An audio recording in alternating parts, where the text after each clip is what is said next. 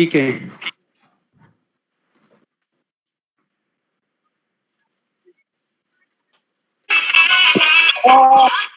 उधर गाने कौन चला रखा है भाई? बेटा मैसेजेस आप लोग है ना।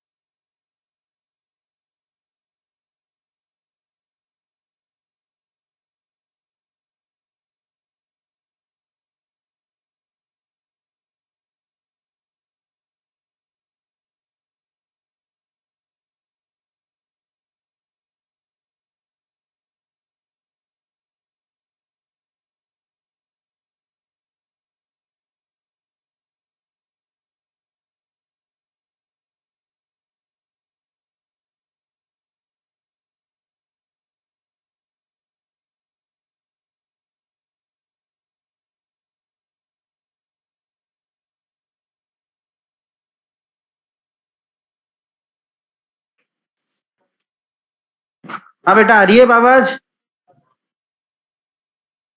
देखो हम लोग आज कंस्ट्रेंट मोशन स्टार्ट कर रहे हैं। इसमें मैंने बस ये छोटा सा डिस्कशन स्टार्ट किया है क्या कि मैं यहाँ पर हमने बोला कि two objects are joined by a string, two objects A and B are joined by a string, then they will move with same velocity और नॉट। ठीक है। मैं वो बच्चों को अनम्यूट कर रखा था यार, अनम्यूट नहीं किया था, मतलब म्यूट ही किया हुआ था। तो हमने ये डायग्राम बनाया और सबसे पहले हमने क्या पूछा। अब तो आ रही है ना बेटा आवाज? अरे नहीं वो नहीं है, उधर से म्यूट थे, है ना। हाँ, हमने कहा कि भाई ये A and B two objects हैं, if they are joined by a string then they will move with same velocity. तो कोई जरूरी नहीं है कि दोनों सेम वेलोसिटी से चले, क्योंकि ऐसा भी तो हो सकता है कि बी रेस्ट में है और ए आगे की तरफ चल रहा है, हो सकता है ना। तो स्ट्रिंग क्या हो जाएगी, लूज रहेगी। तो अगर स्ट्रिंग लूज है उस कंडीशन में हम लोग क्या बोल सकते हैं कि वो डिफरेंट वेलोसिटी से चल सकते हैं कि नहीं। तो इस स्टेटमेंट को हम करेक्ट कैसे करेंगे, हम ऐसा बोलें कि if two objects are joined by a string and string always remains tight then they will move with equal velocity. अब सही है स्टेटमेंट? अभी भी पूरा सही नहीं है, हमें एक दो कंडीशन और डालनी पड़ेगी। वो कंडीशन क्या है, स्ट्रिंग हमारी इनएक्सटेंसिबल हो, क्योंकि स्ट्रिंग की लेंथ चेंज हो गई तो सोचो हमने एक इलास्टिक से बांध दिया, वो बलून में आते हैं ना स्ट्रिंग ऐसे करने, हमने उससे बांध दिया और ए को चला दिया, तो इस बात की कोई गारंटी है कि बी चलेगा? नहीं चलेगा। स्ट्रिंग लंबी हो गई पहले से, स्ट्रिंग की लेंथ बढ़ गई, ए चल गया बस, बी नहीं चला। और बी चला तो किसी डिफरेंट वेलोसिटी से चला, पॉसिबल हो सकता है, तो वो भी क्या हो जाएगा? फॉल्स हो जाएगा। तो फिर हम एक और करेक्शन कर दें। हमने स्ट्रिंग की प्रॉपर्टी जुड़ती जा रही है साथ साथ में, कि if two objects are joined by a string always remains tight and its length is constant, then both blocks always move with same velocity. अब सही है? अभी भी नहीं है। अभी भी ऐसा कोई ना कोई केस होगा जहां पर वो दोनों इक्वल वेलोसिटी से नहीं चलेंगे। देखो कौन सा केस होगा। सोचो मैं एक ब्लॉक को फिक्स कर दूं सेंटर पे, सर्कल के पे, बांध दिया, ये ए को यहां कर दिया फिक्स और ये बी को हमने घुमा दिया सर्कल पे वी वेलोसिटी से। तो हम ऐसा भी नहीं बोल सकते कि भैया स्ट्रिंग टाइट है, इनएक्सटेंसिबल है, तब भी उनकी वेलोसिटी हमेशा इक्वल होगी। नहीं होगी ना। तो फिर इक्वल क्या होगा, इसको हम पढ़ते हैं, इनको हम पढ़ते हैं कि इक्वल क्या होगा। देखो ये ऑब्जेक्ट रिजिड है, मैं रिजिड बॉडी का कंसेप्ट यहां इंट्रोड्यूस करना चाह रहा हूं। अगर लेंथ कांस्टेंट है तो किस केस में कांस्टेंट होती है? ये ऑब्जेक्ट रिजिड है, इस पर ये दो पॉइंट है, एक तो ये वाला, एक ये वाला। ये रिजिड क्यों है? क्योंकि दिस डिस्टेंस ए बी, ये डिस्टेंस क्या है? कांस्टेंट है। इसका मतलब या तो ये सिस्टम रेस्ट में ही है और चल रहा है तो वेलोसिटी से चल रहा है, तो ए और बी की दोनों की वेलोसिटी क्या है? इक्वल है। ए की और बी की वेलोसिटी क्या है? इक्वल है। किस डायरेक्शन में? इधर की तरफ। ये भी आगे, ये भी आगे, तभी तो रिजिड है। तभी इन दोनों के बीच का डिस्टेंस क्या है? कांस्टेंट है। समझ रहे हो? और अगर मैं घुमा रहा हूं तब भी इस लाइन पर तो इन दोनों की वेलोसिटी क्या है? इक्वल है। जैसे तुमने पढ़ा होगा वेलोसिटी ऑफ अप्रोच और सेपरेशन, पढ़ा है क्या? भूल गए होंगे तुम, छोटी छोटी बातें भूलते रहते हो। Relative velocity of approach chapter था, रिलेटिव मोशन, वहां पर तुम्हें बताया होगा वेलोसिटी ऑफ अप्रोच और वेलोसिटी ऑफ सेपरेशन, पढ़ा है क्या? ये सब बोला होगा कि अगर वेलोसिटी ऑफ अप्रोच है तो पास पास आएंगे, वेलोसिटी ऑफ सेपरेशन है तो दूर दूर जाएंगे, और अगर वेलोसिटी ऑफ अप्रोच या सेपरेशन दोनों जीरो है तो डिस्टेंस क्या रहेगी? कांस्टेंट रहेगी। और वो क्या होती थी velocity of approach? It is the component of relative velocity along the line joining, component of relative velocity along the line joining, वो कंसेप्ट यहां अप्लाई होगा। सही स्टेटमेंट सुनना क्या है। इफ टू बेटा कंस्ट्रेंट मोशन चल रहा है, if two objects are joined by a string, ठीक है, length of string remains constant and it always tight, length of string is constant and string always remains tight, then component of their velocities along the length of string, उनके component क्या है? along the length of string will be equal। जैसे यहां a और b हैं, ये string tight है तो a और b क्या होंगे? इनकी स्पीड इस स्ट्रिंग के अलोंग क्या होगी? सेम होगी। सोचो अगर इसकी ज्यादा हो गई, इसकी स्पीड को बोलो v1, इसके को बोलो v2, अगर v1 ज्यादा हो गई तो स्ट्रिंग क्या हो जाएगी? लूज हो जाएगी। अगर v2 v1 से ज्यादा हो गई तो या तो स्ट्रिंग टूट जाएगी या फिर स्ट्रिंग की लेंथ चेंज हो जाएगी। समझे? तो इनके कंपोनेंट्स क्या होने चाहिए? Along the length of string equal होने चाहिए। तो कंस्ट्रेंट मोशन का सिंपल कंसेप्ट यही है कि हम लोग कोई सा भी क्वेश्चन आए, हम कंपोनेंट्स क्या कर देंगे? Along the length of string equal कर देंगे। समझे क्या? जैसे ये सर्कल वाला जो एग्जांपल था, इसमें भी देखो क्या है, मार्कर कैसे आते हैं।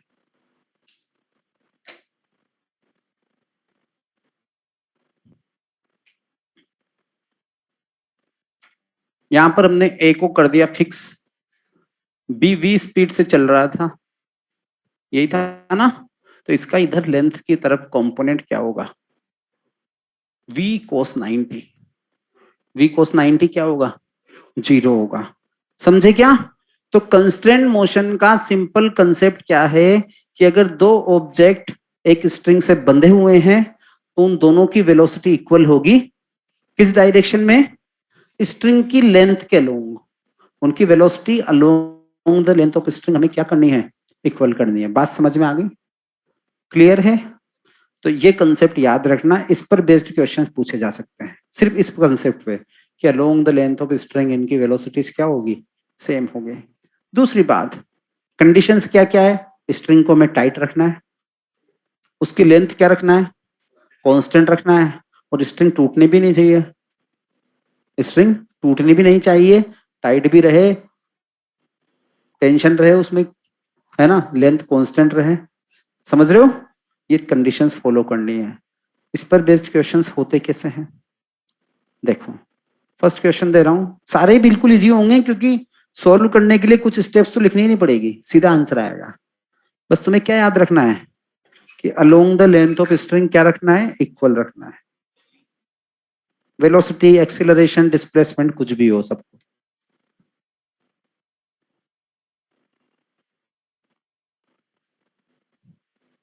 देखो जैसे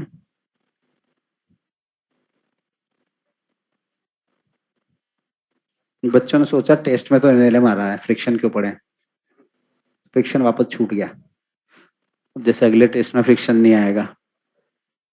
देखो जैसे एक बोट है, थोड़ी बाहर निकाल दे, डूब जाएगी नहीं तो, ठीक है, पानी भरा हुआ है,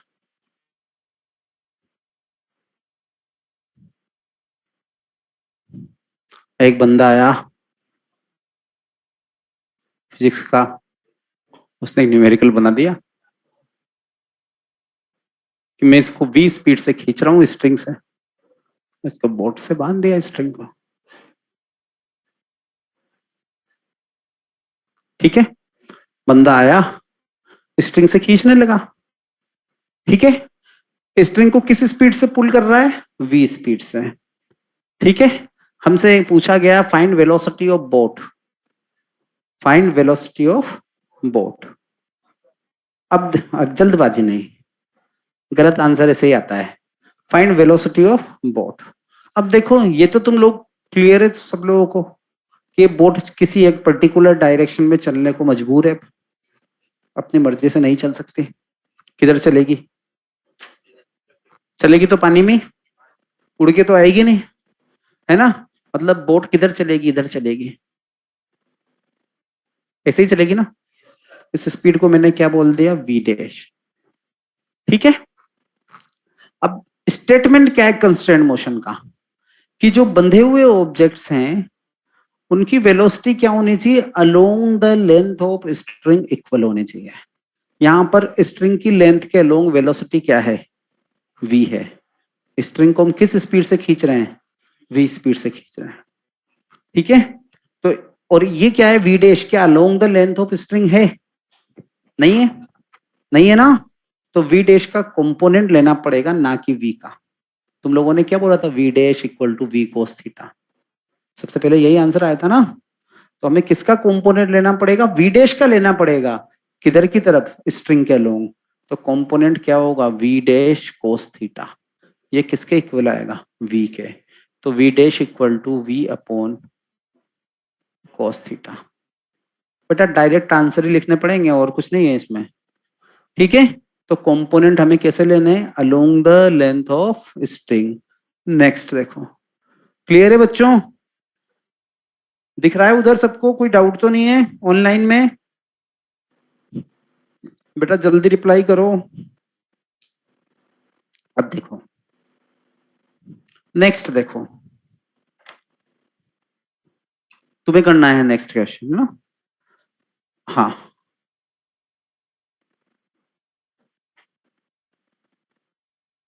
हमने क्या किया, दो रिजिड सपोर्ट लिए, एक वायर बांध दिया, ठीक है। सोल्व करना बेटा, है ना, सबको सोल्व करना है। आएगा तो क्वेश्चन इन 4-5 में से ही एक आएगा, कोई सा भी एग्जाम हो दुनिया में। एक बात याद रखना, इनके बाहर का कुछ नहीं आएगा। तो अच्छे से समझ के हर क्वेश्चन आ जाना चाहिए तुम्हें, मैं सारे करा दूंगा। हमने इसमें एक बीड को डाल दिया, बीड मतलब जानते हो, मोती होती डाल दिया, या एक रिंग डाल दी। अब वो एबेकस बचपन में देखा होगा ना पैर पे, ये जो है ये बीड बाध्य है किस पे चलने के लिए, कंस्ट्रेंड है उस तार पे चलने के लिए जिसके अंदर इसको डाला हुआ है। तुम इसको कितना ही खींच लो, ये किधर चलेगा, इस पे ही चलेगा, या तो आगे या फिर पीछे। ये तो मानते हो ना, ये अपनी मर्जी से नहीं चल सकता, ये बाध्य है, कंस्ट्रेंड है, constrained to move on this wire. समझ रहे हो? अब ये या तो आगे चलेगा या पीछे चलेगा, ठीक है। अब तुम्हें डिसीजन लेना है, तुमसे पूछा है find velocity of the bead या find speed of the bead. तो हमने क्या किया, यहां पर एक जुगाड़ लगाया इसको चलाने के लिए, एक पुली लगा दी, यहां पर एक मास लगा दिया, इस मास को चला दिया v स्पीड से। अब क्वेश्चन देखने में बड़ा अजीब लग रहा है, इसको चला दिया v स्पीड से, velocity of the block is v, then find speed of bead. तुमसे क्या कहा कि ब्लॉक की स्पीड क्या है, v है, then find speed of this ring बोल दो, स्पीड ऑफ दिस बीड बोल दो, जो भी हो निकाल दो। ये वाला एंगल गिवन है,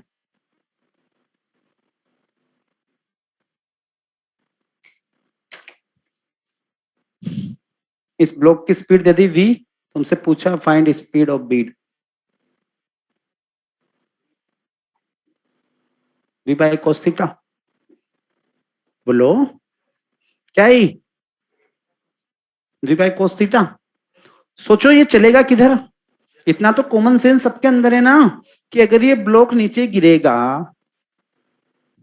तो ये आगे चलेगा, यही चलेगा ना, तो बीड किधर चलेगा, इधर की तरफ। मैंने माना कि इसकी स्पीड कितनी है, v डैश है, ये तो सबको क्लियर है। अगर ये नीचे गिरेगा तो ये आगे बढ़ेगा, क्लियर है, ठीक है। अब ये वाला एंगल अगर थीटा है तो अल्टरनेट एंगल होगा ये भी कितना होगा, थीटा होगा, थीटा ही होगा ना। अब हमने क्या बोले थे, components along the length of string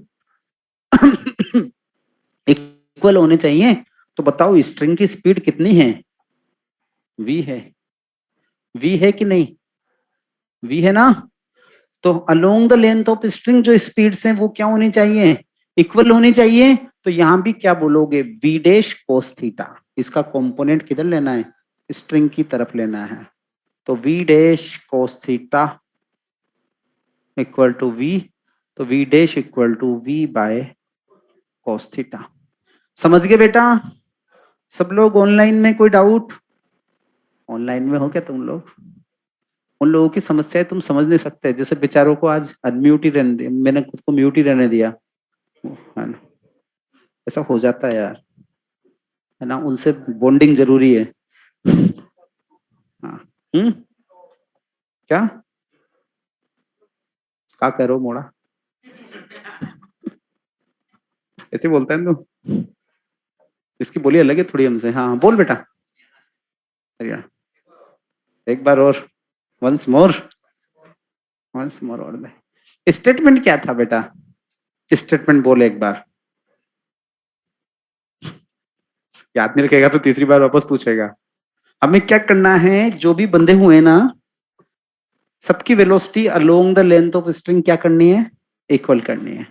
यहाँ स्ट्रिंग की स्पीड कितनी है, ये v से नीचे चल रहा है तो v है ना कि नहीं।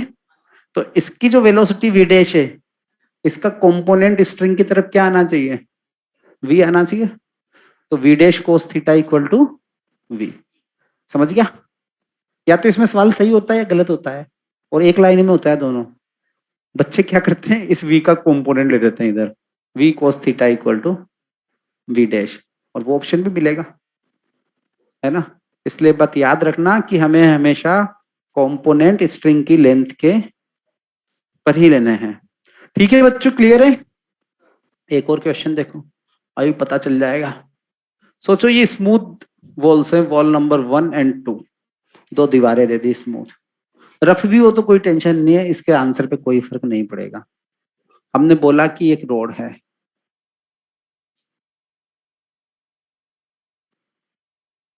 ये स्लिप होगी, स्लिप होगी ना इसे खड़ा करोगे तो, कि नहीं होगी? स्लिप होगी तो ये वाला एंड क्या करेगा, आगे जाएगा,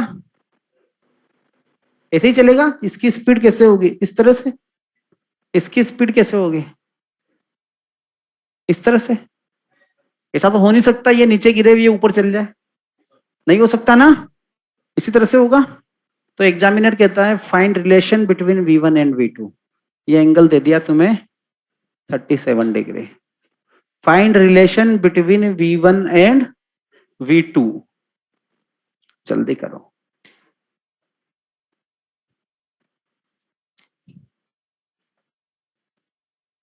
करो करो जल्दी करो। Find relation between V1 and V2। अरे भाई ये रोड लगी है, रोड चल रही है। अरे कोई बात नहीं यार, तू कर। आजकल तू मैसेज भी नहीं डालता यार, यहाँ बैठ गया तो। V1/V2 इक्वल टू 3/4, देखते हैं बेटा, है ना।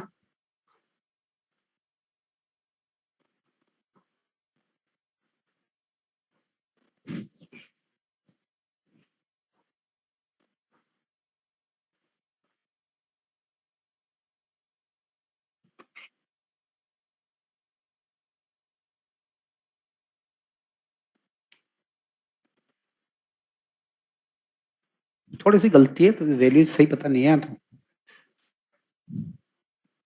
3/4 की जगह 4/3 आ रहा होगा मेरे ख्याल से, आ जाना। सही है यार। गलत हो गया तो बेटा फिर यही बोलना सर आप पढ़ा रहे हो ना। देखो मैं करता हूँ, है ना। देखो ये रोड है तो इसकी लेंथ तो हमेशा कांस्टेंट रहेगी ना, इसकी लेंथ थोड़ा चेंज होगी कि ऊपर वाला इधर स्लिप हो रहा है, नीचे वाला नीचे स्लिप हो रहा है। ये मार्कर है ना, ये स्लिप कराया तो इसकी लेंथ ही चेंज होगी। चेंज होगी क्या, मेरा मोबाइल भी तो वो उसी तरह से रखा है। अगर ये नहीं होता तो नीचे गिर जाता, फिर भी इसकी लेंथ तो उतनी रहती ना। मतलब इस पॉइंट की स्पीड स्ट्रिंग की लेंथ के अलोंग, और इस पॉइंट की speed along the length of string, दोनों क्या होनी चाहिए, सेम होनी चाहिए ना। यही स्टेटमेंट है ना, लेंथ को कांस्टेंट रखना है तो कंसेप्ट क्या है कि कंपोनेंट्स कैसे लेने हैं, along the length of string क्या होने चाहिए, सेम होने चाहिए। अब देखो बेटा कितना आसान है। ये वाला एंगल 37 है तो ये भी कितना होगा, 37 होगा। ये तो इसकी लंबाई को बढ़ाने की कोशिश कर रहा है V1 तो। V1 का कंपोनेंट देखो ना कैसे आ रहा है इधर, V1 cos 37, यही है ना। ये तो इसकी लेंथ को क्या कर रहा है, बढ़ाने की कोशिश कर रहा है। और ये V2 क्या है, ये वाला एंगल कितना होगा बताओ जरा।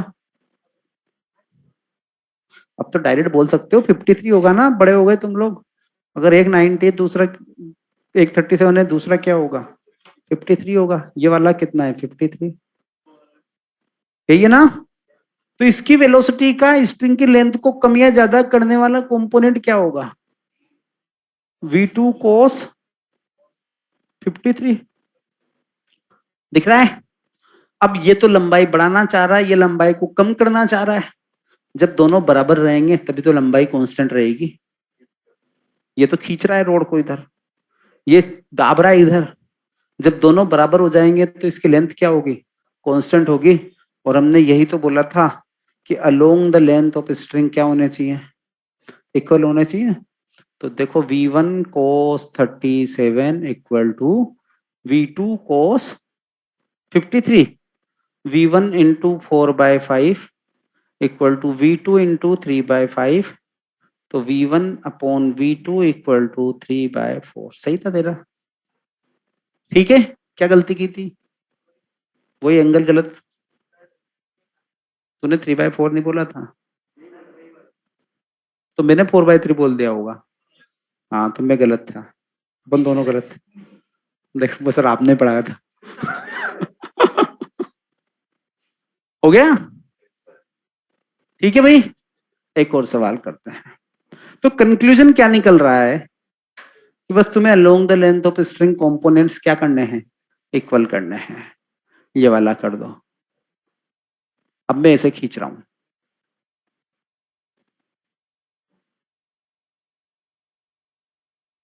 ये V1 से चल रहा है, ये वाला एंगल है θ1, ये वाला है θ2, ये V2 से चल रहा है। Find relation between V1 and V2। Find relation between V1 and V2।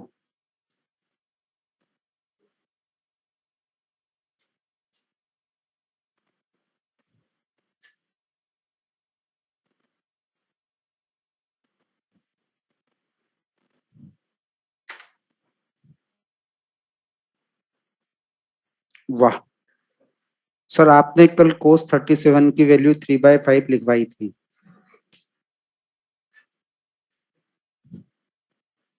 बेटा अगर कल गलती से लिख दियो तो माफ करना, ठीक है ना।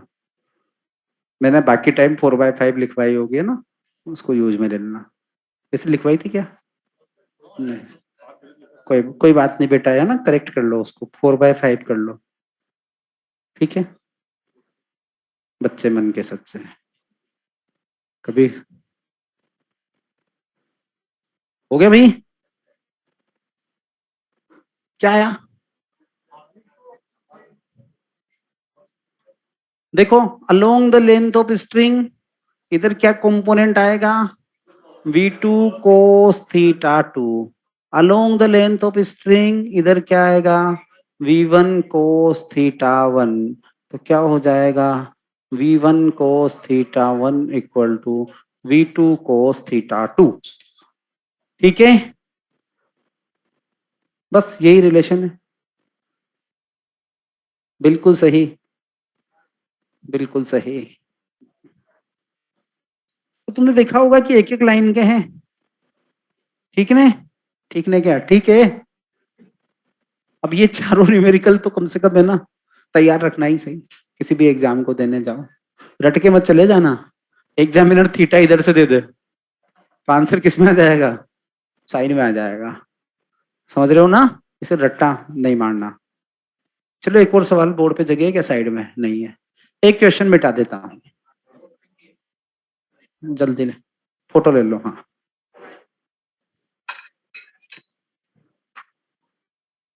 आज बोर्ड भी अच्छा चल रहा है, मार्कर मतलब बच्चा नहीं है।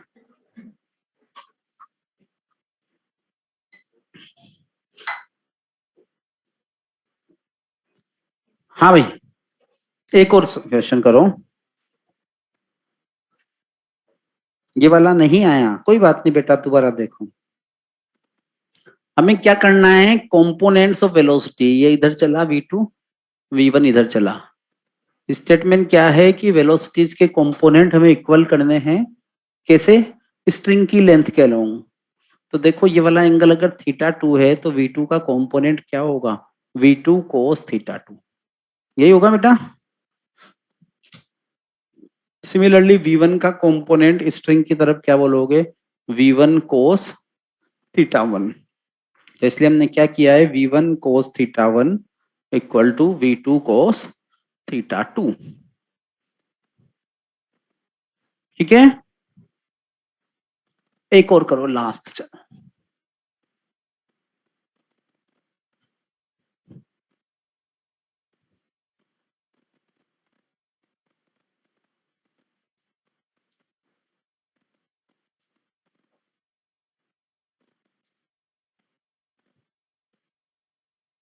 हमने क्या किया, दो स्ट्रिंग ली, इनको V स्पीड से मैं पुल कर रहा हूं, ऐसे बांध दिया इन्हें।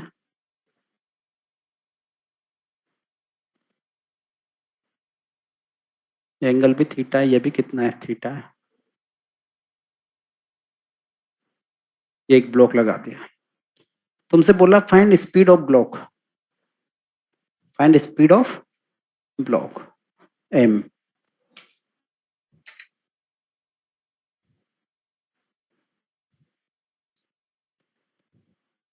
पहले तो सोचो ब्लॉक किधर आएगा, ऊपर आएगा।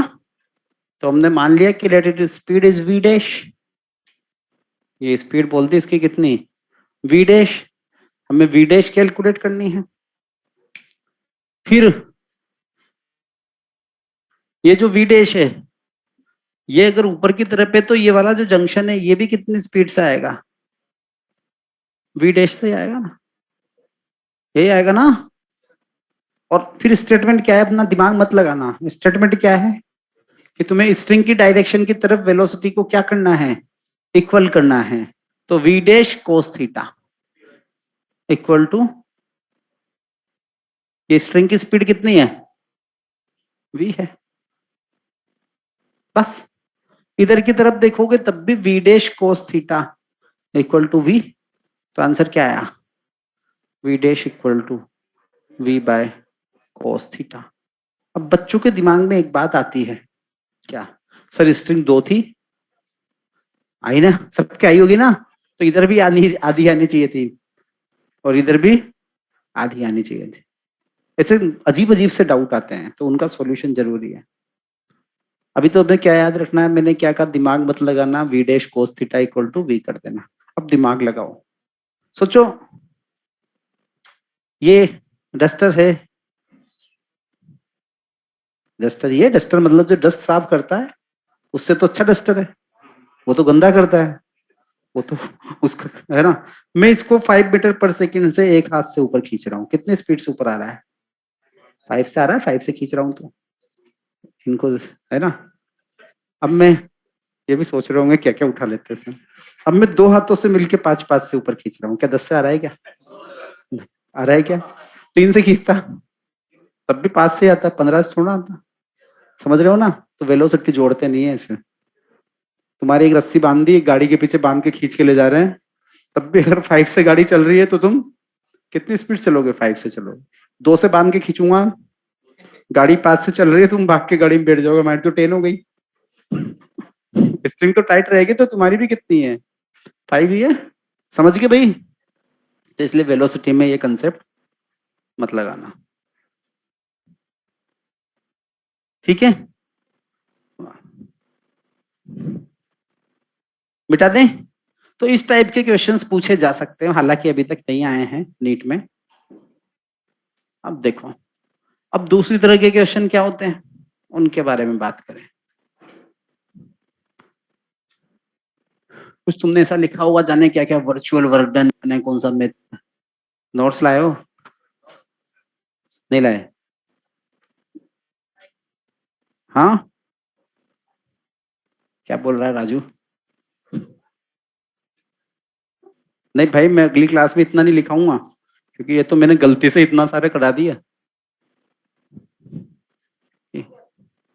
हाँ चैप्टर हो गया ना खत्म है। ओ अभी तो रुको, अभी तो इसमें कुछ और करेंगे।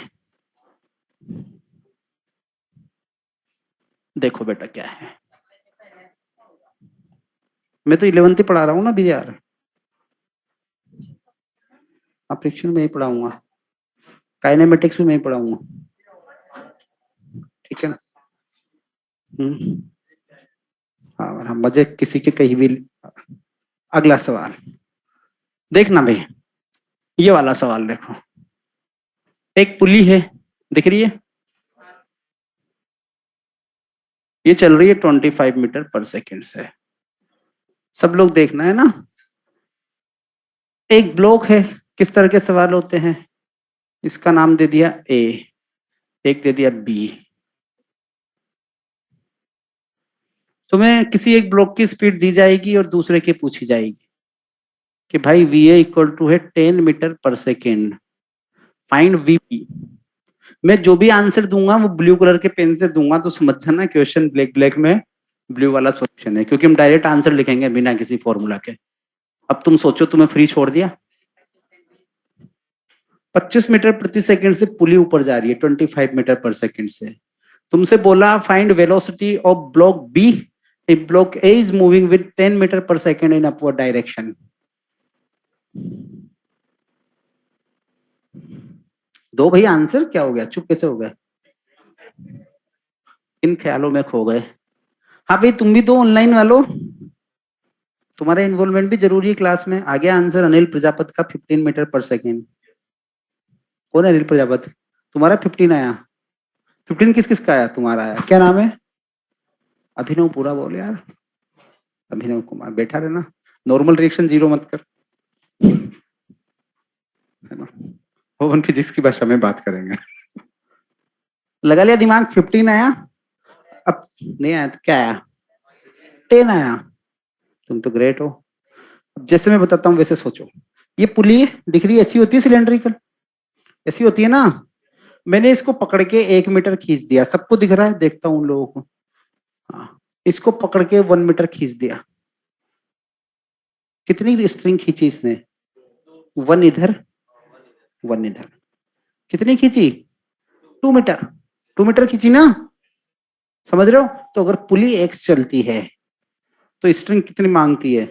2x। या तो उसको 2x दे दो या फिर स्ट्रिंग तोड़ के भाग जाएगी। यही कंसेप्ट है ना। कंस्टेंट मोशन में क्या करना है?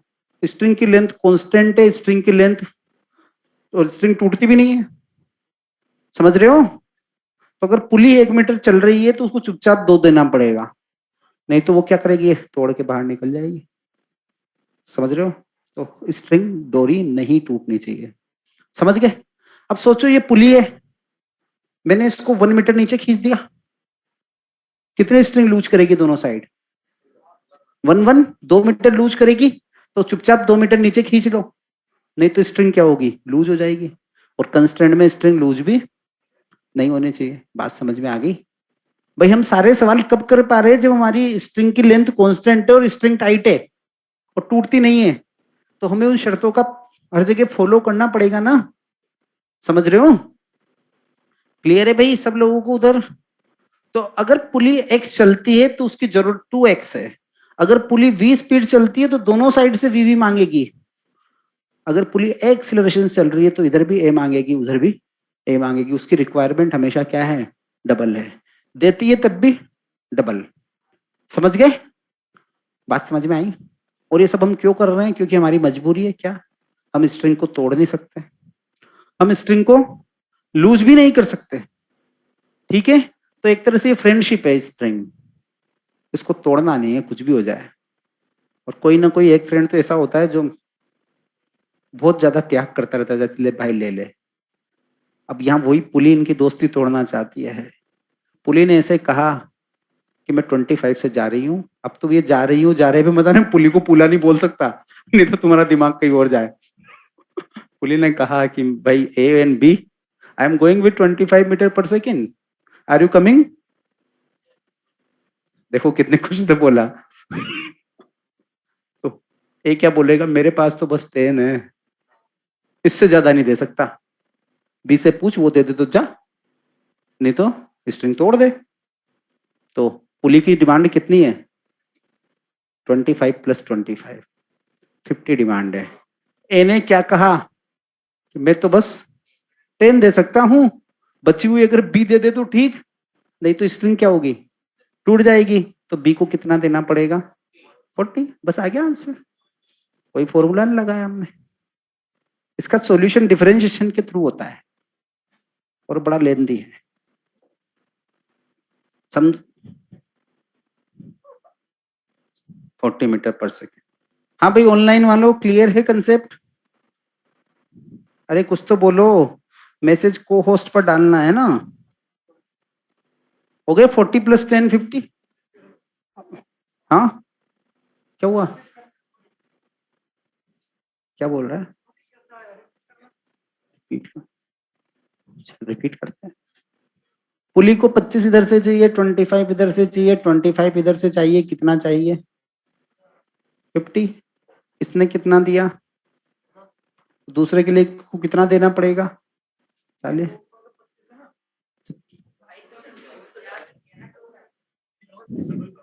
तूने पुली में खो गया तू। मैंने बताया था ना डबल लेती है। हाँ हाँ, तो बस ये भाषा में खो गया है। चल समझ गया ना? चल देखे ये वाला कर। अभी पुली वही 25 से चल रही है। ये एक को मैंने बांध दिया, अब सिर्फ कौन है? बी है। तुम्हें क्या बताना है? वी बी बताना है।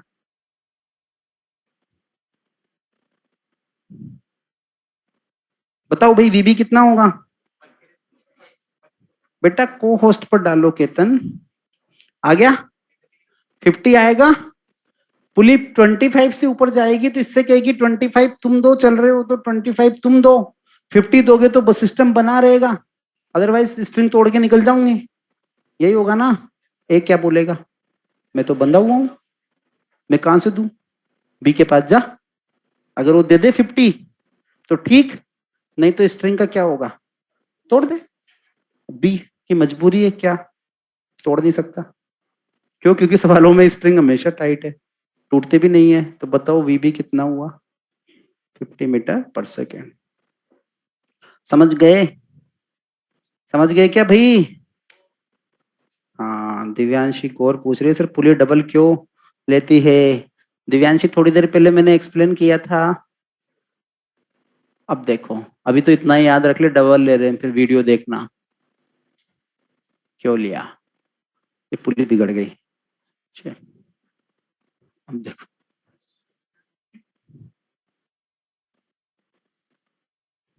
ये पुली है।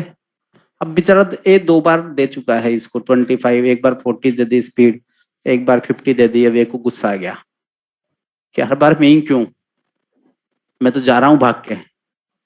कितने से? 20 मीटर पर सेकेंड से। तुम्हें बताना है हर बार बी क्यों दे, नाराज हो गया। तुम्हें बताना है वेलोसिटी ऑफ ए। यही होता है ना दोस्तों, मैं हर बार मैं ही पेमेंट करता हूँ यार, नहीं दे रहा, जा रहा हूं मैं तो। अब क्या आया समझ में? आई कहानी? तो आंसर आ गया 70। नहीं आती तो सोचते रहते। पुली ने इससे कहा 25 तुम दो, 25 तुम दो। इसने कहा मैं तो नहीं दे रहा, तुम उल्टा मुझे 20 दो। मैं तो उल्टा जा रहा हूँ, गुस्सा आ गया डिमांड कितनी थी? 50 प्लस 20 इसने रख दी कि दो, नहीं तो मैं तो भाग जाऊंगा।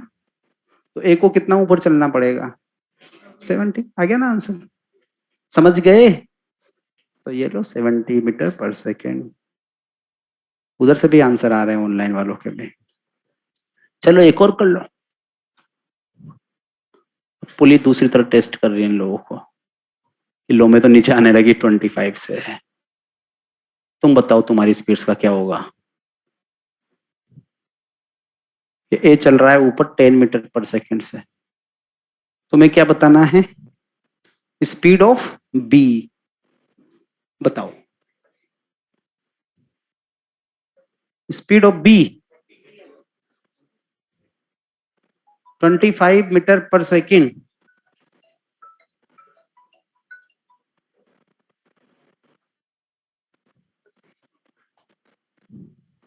60 आएगा। क्यों आएगा? क्योंकि देखो पुली नीचे आई, एक बार जरा ध्यान से समझो। पुली नीचे आई अगर 1 सेकेंड में 25 मीटर, ऐसे समझो एक बार। तो इसने कितनी स्ट्रिंग लूज करी? 25 इधर लूज की, 25 इधर लूज की, यही की ना? समझे क्या? 1 सेकेंड में इतनी लूज करी ना। टोटल कितनी लूज की? 50। और ये भी पास आ रहा है 10 से। ये भी कितना लूज कर रहा है? 10। तो स्ट्रिंग कितनी लूज हुई? 60 लूज हुई। समझे क्या? तो अगर स्ट्रिंग टाइट करनी है तो ए बी को कितना गिरना पड़ेगा? 60 से गिरना पड़ेगा। समझ गए? समझे क्या भाई ऑनलाइन वालों? हाँ आ गए तुम्हारे भी 60 उधर से। क्लियर है? अब जिसको ये कहानी पसंद ना आए,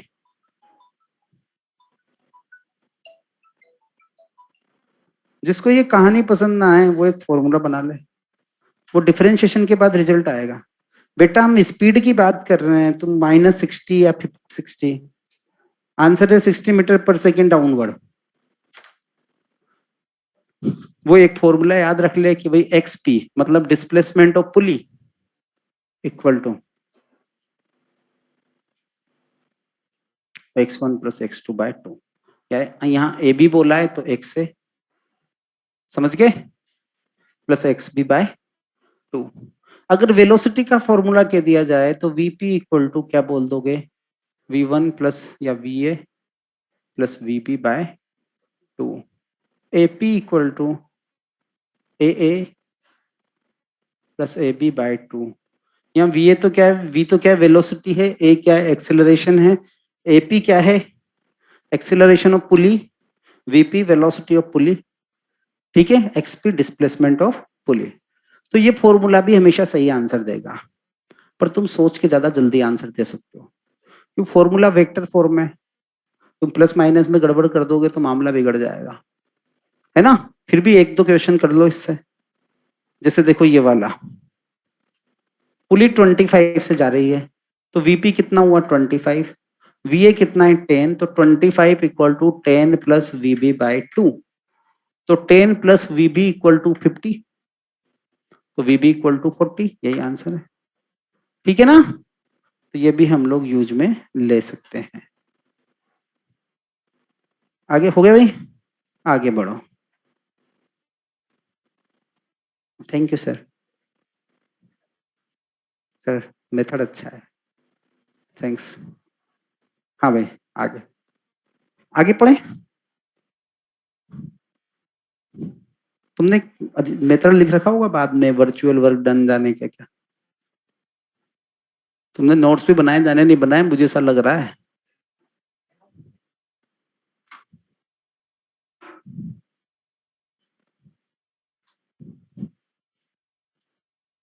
बेटा हमारे सबसे बड़े दुश्मन हम ही होते हैं, पता है ना। तुम्हें पता है तुम गलत कर रहे हो, लेकिन तब भी तुम गलत ही करोगे। नोट्स वोट बनाया करो, है ना, बहुत सिस्टमेटिक वे में अरेंज करके रखा करो।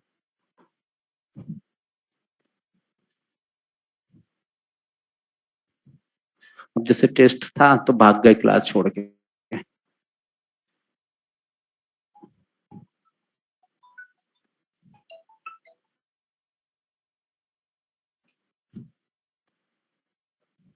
देखो भाई, अब सोचो कि हम ऐसा कोई क्वेश्चन आ जाए, मैं वापस वही दो दोस्त ए एंड बी, पुली बढ़ा दी हमने, बहुत सारी कर दी,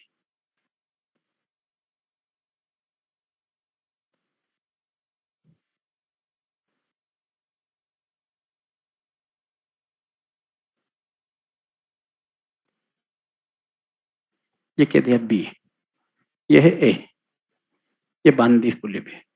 तो बताओ यहाँ फिक्स पुली कौन कौन सी है, एक तो ये वाली, एक ये वाली, ये तो इसके साथ चलेगी, चलेगी ना। अब तुमसे कहा कि v a equal to 10, then find v b. मैंने कहा मैं तो 10 से जा रहा हूं, स्ट्रिंग टाइट होनी चाहिए और टूटनी नहीं चाहिए। तो काम स्टार्ट हुआ, ए ने इस स्ट्रिंग को खींचा कि तुझे साथ चलना है तो कितना देना पड़ेगा, 10 मीटर पर सेकेंड, अकेली स्ट्रिंग है ना। ये स्ट्रिंग यहाँ गई मांगने 10 दो, इसने क्या बोला, मैं तो बंधा हुआ हूं, ऊपर बंधी हुई है, ये थोड़ा दे सकती है, दे सकती है क्या। आगे बढ़ो, तो ये डिमांड 10 की किधर फॉरवर्ड कर दी इसने, आगे की तरफ। अब पुली भी नीचे आएगी, पुली तो बंधी हुई है, इसकी मजबूरी है एक के साथ, तो पुली भी मजबूरी में, अगर ए 10 से चल रहा है, पुली कितनी स्पीड से आएगी नीचे, 10 से आएगी, 10 से नीचे आएगी ना। तो पुली 10 से आएगी तो पुलिस इससे भी बोलेगी तुम भी 10 दो और तुम भी 10 दो, यही होगा। तो टोटल डिमांड कितनी होगी, 10 यहां से, 10 यहां से और 10 यहां से, कितनी डिमांड हुई 30। क्या ये कुछ दे सकता है, नहीं दे सकता, बंधा हुआ है। ये कुछ दे सकता है, नहीं दे सकता, बंधा हुआ है। तो कहाँ आगे फॉरवर्ड करते जाएंगे, आगे कौन है इसका फ्रेंड है बी, बी से कहेंगे या तो भाई 30 दे, नहीं तो ये तो स्ट्रिंग तोड़ के नीचे गिर जाएगा। तो ये क्या करेगा, स्ट्रिंग नहीं टूटनी चाहिए। तो आंसर क्या आया, वीबी इक्वल टू, बोलो 30 मीटर पर सेकेंड। हो गया, इतना आसान है, कर लोगे, जल्दी से नोट करो या फोटो लो, जो भी करना है करो। समझ में आया बेटा तुम लोगों को, 30 कैसे आया।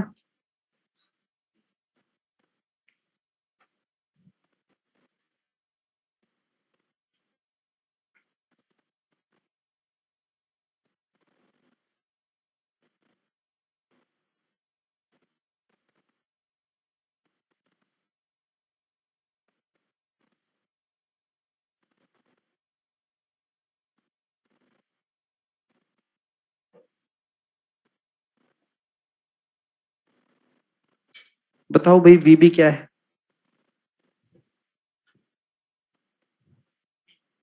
50 है?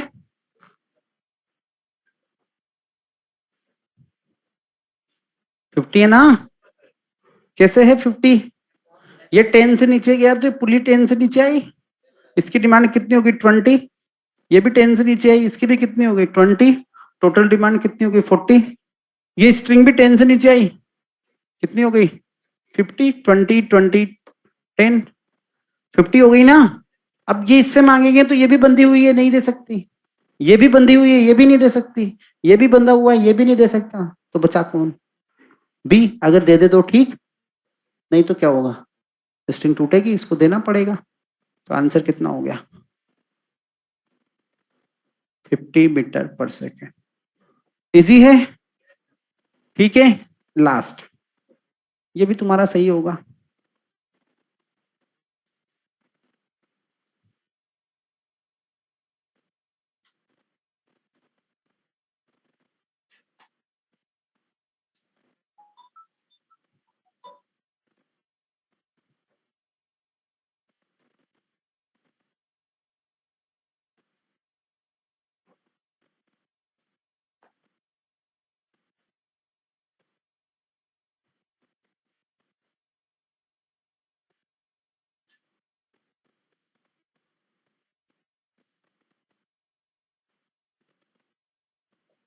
थर्टी 37 डिग्री, ठीक करो।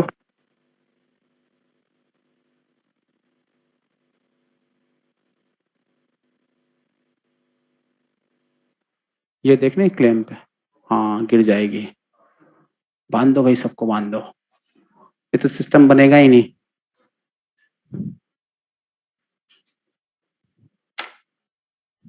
हाँ भाई करो।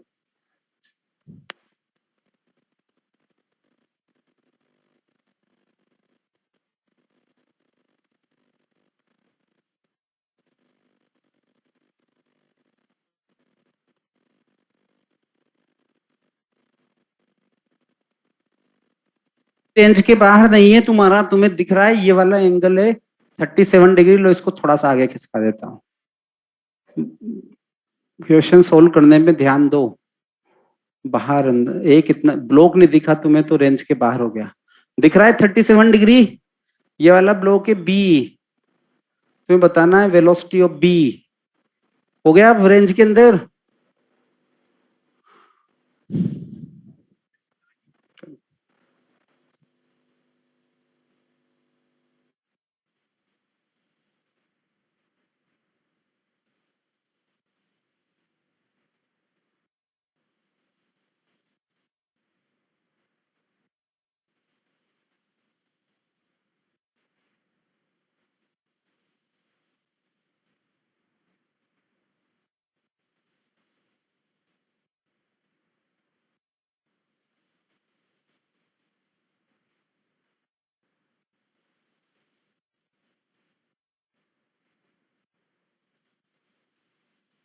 हाँ भाई क्या आंसर आया 75 20 20 20 60।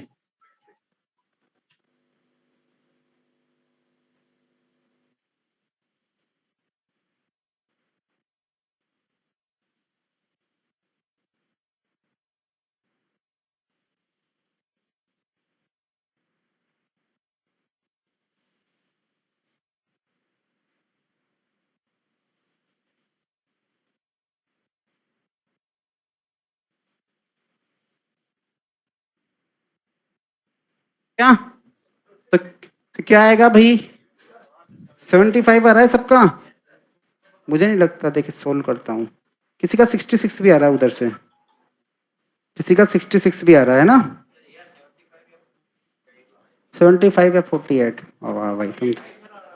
चलो मैं करता हूँ, है ना।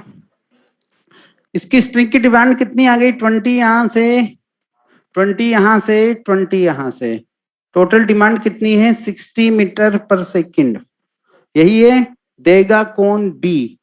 बी किधर चल सकता है आगे की तरफ, वी डैश स्पीड से।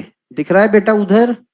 तो वी डैश, अब कंपोनेंट किधर लेना है along the length of string. तो क्या आएगा v dash cos 37 equal to 60। बात समझ में आई?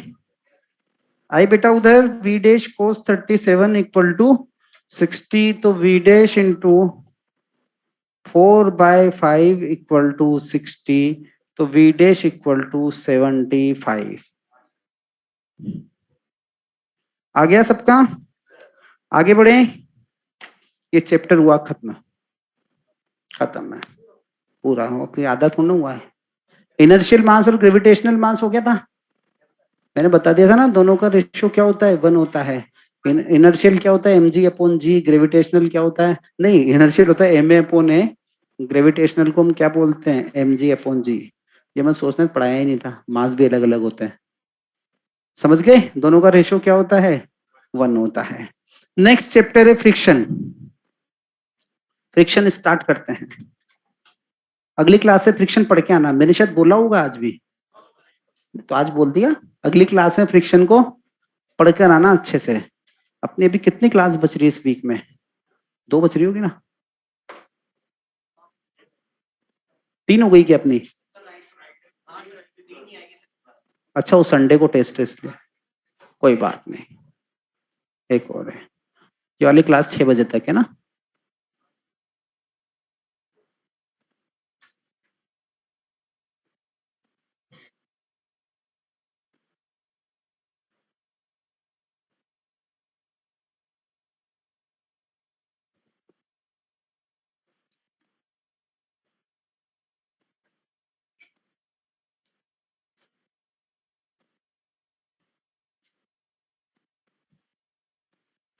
देखो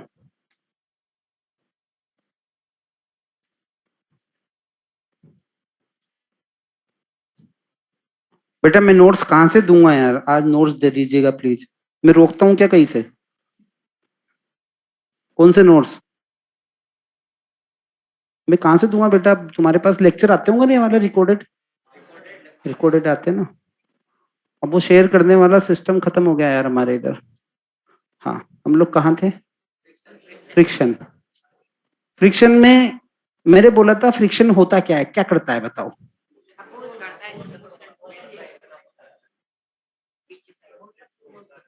मोशन को अपोज करता है, इसलिए तुम्हारे फ्रिक्शन के सवाल गलत होते हैं। रिलेटिव मोशन का अपोज करता है। सरफेस को फ्रिक्शन लेस कर दो, तुम चल नहीं पाओगे। चल सकते हो क्या? नहीं चल सकते ना। क्यों? क्योंकि फ्रिक्शन की वजह से ही हम चल पा रहे हैं। ठीक है, तो फ्रिक्शन किसका अपोज करता है? Friction opposes relative motion between between two contact surfaces, है ना।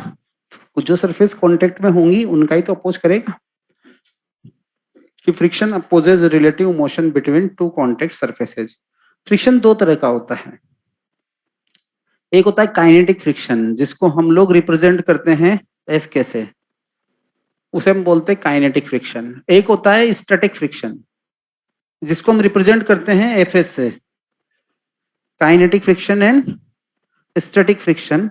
काइनेटिक फ्रिक्शन को हम लोग रिप्रेजेंट करेंगे एफ के से, स्टैटिक फ्रिक्शन को हम लोग रिप्रेजेंट करेंगे एफ एस से। ठीक है, अब देखो बेटा यहां पर क्या होगा कि काइनेटिक फ्रिक्शन कब आता है, when there is a relative motion. दोनों फ्रिक्शन अलग अलग टाइम पे आते हैं। काइनेटिक जब आता है when there is a relative motion, और स्टैटिक कब आता है, when there is a tendency to start relative motion. मतलब जब रिलेटिव मोशन हो रहा है तब आएगा काइनेटिक, और जब रिलेटिव मोशन स्टार्ट नहीं हो रहा, रिलेटिव मोशन नहीं है लेकिन स्टार्ट होने के चांसेस हैं, तब कौन सा आएगा, स्टैटिक। जैसे डस्टर रखा हुआ है, क्या इसके मोशन स्टार्ट होने के चांसेस है, या इस डस्टर पे मार्कर रखा हुआ है, ये तो चल रहा है ना। हाँ मैं कुछ और बनाता हूँ। हाँ उसको तोड़ू। जैसे ये डस्टर पे डस्टर रखा हुआ है, ये रेस्ट में है ना, तो क्या इसकी टेंडेंसी टू स्टार्ट मोशन है, नहीं है, तो अभी कोई सा फ्रिक्शन नहीं है। क्यों? चल रहा होता तो क्या आता, काइनेटिक आता।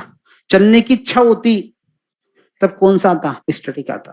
अब मैंने इसको उठाया ऐसे, तो एम जी साइन थीटा ऊपर वाले का आएगा।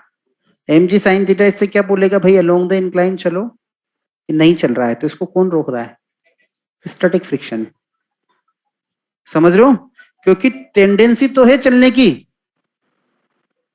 टेंडेंसी तो है लेकिन चलने नहीं दे रहा, तो वो कौन सा है, स्टैटिक है। थोड़ा और उठाया, अभी भी नहीं चला, अभी भी नहीं चला, मतलब इसका स्टैटिक बहुत मजबूत है, बहुत ज्यादा वैल्यू। अब चल गया, तो जैसे ही चलने लगेगा कौन सा आएगा, काइनेटिक आएगा। तो स्टैटिक कब खत्म हो जाता है, when there is a relative motion. और काइनेटिक कब खत्म हो जाता है, व्हेन रिलेटिव मोशन सीजेस, मतलब रिलेटिव मोशन बंद हो जाए। जैसे मैं ऐसे चल रहा हूं, ये कौन सा फ्रिक्शन है, काइनेटिक है। क्यों, क्योंकि मैं पैर रगड़ रगड़ के चल रहा हूं सरफेस पर। समझ रहे हो, तो रिलेटिव मोशन हो रहा है ना। और जब मैं ऐसे चल रहा हूं, अरे कभी स्टैटिक है यार, मैं ऐसे चल रहा हूं तो स्लिपिंग हो रही है क्या, मेरा ये पैर इसको पीछे धक्का मार रहा है फर्श को, बदले में फर्श मेरे पैर को आगे धक्का मार रहा है, मैं आगे बढ़ जाता हूँ। अगर यहाँ फर्श की जगह आइस फ्लोर होता तो मैं इसको धक्का मारता है, मुझे धक्का नहीं मारता, तो हम क्या होते हैं, स्लिप हो जाते हैं। आइस स्केटिंग करते हो यही होता है ना। इसलिए एक सवाल आता है, तुमने पढ़ा होगा किसी बुक में या कहीं, कि एक बंदा एक आइस पॉन्ड में फंस गया जिसमें पूरे में बर्फ ही बर्फ है, उसके पास एक बैग है, वो बाहर निकलना चाहता है तो कैसे निकलेगा, उसका आंसर आता है बाय स्नीजिंग एंड स्प्लिटिंग। छींक छींक कर, थूक थूक कर देना, यही आंसर। या बैग है तो उसको फेंक देगा आगे की तरफ, तो कैसे चलेगा, पीछे की तरफ, है ना। पीछे फेंकेगा तो कैसे चलेगा, आगे की तरफ, क्योंकि पैरों को तो हिला नहीं सकता। क्यों नहीं हिला सकता, नीचे फ्रिक्शन ही नहीं है। थोड़ा सा मूवमेंट देगा तो उसको फोर्स नहीं मिलेगा ना, तो वो क्या होगा, स्लिप हो जाएगा। थोड़ा पीछे धक्का मारेगा तो पीछे ही गिर जाएगा, आगे चलने की कोशिश करेगा, आगे धक्का मारेगा यूं, तो कैसे गिर जाएगा, पीछे। इसका बेस्ट एग्जांपल है, मैं यहाँ खड़ा हुआ हूँ ऐसे, मैंने किसी का सपोर्ट नहीं लिया हुआ, पीछे लिया हुआ है, मेरा पूरा वजन कौन ले रहा है, ये पैर है ना। ये पैर आगे धक्का मार रहा है ना फर्श को। सोचो इस फर्श की जगह बर्फ होती तो क्या होता, मेरा पैर आगे स्लिप हो जाता और मैं पीछे गिर जाता। तो फ्रिक्शन क्या कर रहा है, रिलेटिव मोशन को रोक रहा है। वो कौन सा है, स्टैटिक है। ठीक है ना, जब रिलेटिव मोशन हो रहा है ऐसे, तो कौन सा लग रहा है, काइनेटिक है। तो फ्रिक्शन बहुत इंटेलिजेंट होता है। तुम उसको बदनाम करते हो कि इट अपोजेज मोशन, अरे भाई वो तो तुम्हारी जिंदगी बचा रहा है ना, वो मोशन का अपोज नहीं कर रहा, रिलेटिव मोशन का अपोज कर रहा है। और दोनों फ्रिक्शन के अलग अलग काम है। काइनेटिक फ्रिक्शन की जिंदगी का एक ही उद्देश्य है, जैसे उसका काम खत्म हुआ वो भी खत्म हो जाता है। वो बोलता हुआ चलता है, रिलेटिव मोशन खत्म करो, रिलेटिव मोशन खत्म करो। जैसे किसान बैठे हुए हैं, चारों बिल वापस लो वापस लो, वापस ले लेंगे तो हट जाएंगे। सिमिलरली काइनेटिक फ्रिक्शन क्या बोलता है, रिलेटिव मोशन खत्म करो, रिलेटिव मोशन खत्म करो, जैसे ही खत्म वो हट जाएगा, मैं चला गया। फिर आता है स्टैटिक। स्टैटिक क्या बोलता है, स्टार्ट ही नहीं होने दूंगा, मैं रिलेटिव मोशन को स्टार्ट ही नहीं होने दूंगा, वही सकड़ में रहता है। अगर स्टार्ट हो गया तो फिर कौन आ जाता है, वापस काइनेटिक आ जाता है। समझ गए। तो काइनेटिक फ्रिक्शन का काम क्या है, रिलेटिव मोशन खत्म करना है। फ्रिक्शन में डायरेक्शन की इंपॉर्टेंस बहुत ज्यादा है, डायरेक्शन क्लियर नहीं होगी तो मामला उलझ जाएगा। ठीक है ना। काइनेटिक फ्रिक्शन का मैग्नीट्यूड तो फिक्स है, क्या होता है, ये क्या है भाई, 3 बिल नॉट 4, ये क्या है, अच्छा नॉट 4। अरे यार तेरा दिमाग भी कहाँ जा रहा है केतन, मतलब है ना, मतलब यार केतन कितना मिलता जुलता नाम है पर ऐसी बातें करता है, एक तरफ केतन एक तरफ चेतन, फिर भी तू मेरी बात काट रहा है। हाँ, एफ के इक्वल टू म्यू के इंटू एन, ये होता है इसका मैग्नीट्यूड। ये क्या है, कांस्टेंट होता है। और स्टैटिक तो और बड़ा धोखेबाज है, उसका मैग्नीट्यूड भी चेंज होता रहता है, वो जितनी जरूरत होती है उतना ही देता है। तो क्या पता चल रहा है कि इस चैप्टर को बहुत सावधान होकर सोल्व करना पड़ेगा। एक तो डायरेक्शन के बारे में सोचना है कि डायरेक्शन किधर लगेगी, और स्टैटिक में तो मैग्नीट्यूड के बारे में भी सोचना है। फॉर्मूला कुछ और आंसर देगा और आंसर कुछ और लिखना पड़ेगा। समझ रहे हो ना, तो बिल्कुल अलर्ट रहना। तो मैग्नीट्यूड हमने क्या बोला, एफ के इक्वल टू म्यू के इंटू एन। यहां म्यू के क्या है, फ्रिक्शन कोफिशिएंट है।